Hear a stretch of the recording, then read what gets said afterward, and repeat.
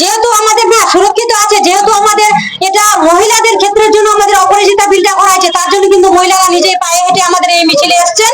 আমরা চাই আমাদের মাননীয় মুখ্যমন্ত্রী যেখানে মহিলা, তিনি একজন অপরাজিতা বিলটি পাস করেছে, কারণ মহিলাদের জন্য এবং শিশু সুরক্ষার স্বার্থে করেছে।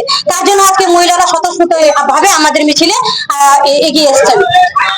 কি বলবেন আজকের এই অপরাজিতা বিল নিয়ে? বলছিলাম যে আপনি তো জেলা পরিষদ সদস্য, তো কি বলবেন, কি মনে করছেন এত মহিলা উপস্থিত হয়েছে? প্রথমত তো আপনাদের সবাইকে অনেক ধন্যবাদ।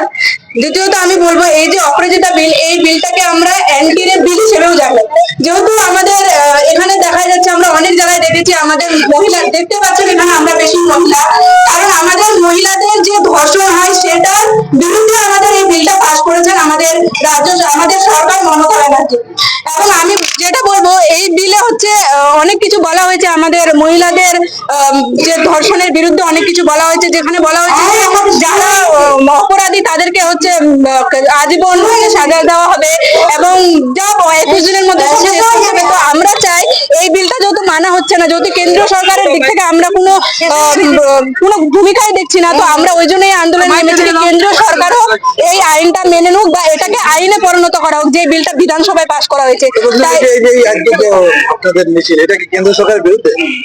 বিরুদ্ধে বলতে দেখুন, আমাদের যেহেতু এটা হচ্ছে, আমি একটু আগে বললাম অ্যান্টি রেপের জন্য আমাদের মহিলারাই আমরা সবাই এসেছি।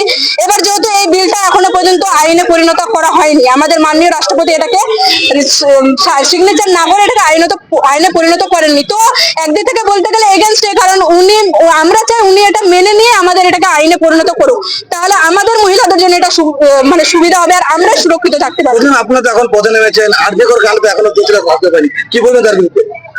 আমি কি বলবো ওটাতে, যেটা আপনি বলছেন নারীরা সুরক্ষা নয়, তিনি তো এখন ডাক্তার ছিলেন, নারী ছিলেন, হ্যাঁ কি বলবেন?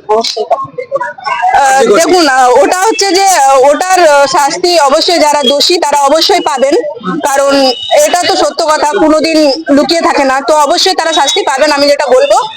আর ওই আরজিকর ঘটনাটাকে অবলম্বন করে বা আলাদা কোনো ধর্ষণের ঘটনাটাকে অবলম্বন করে তো মমতা ব্যানার্জি দেখে, মাননীয় মমতা ব্যানার্জি এইসব সিদ্ধান্তে এসেছেন বা এই বিলটা আনার বিধানসভায় পাস করার সিদ্ধান্ত এনেছেন। তো আমি এটাই বলবো, ওই ঘটনাটা অবশ্যই শাস্তি পাবে যারা দোষী আছে। আমার নাম কি? আমার নাম জসমিনা খাতুন। হ্যাঁ, আমি হচ্ছে জেলা পরিষদের মেম্বার এবং ভাইস প্রেসিডেন্ট।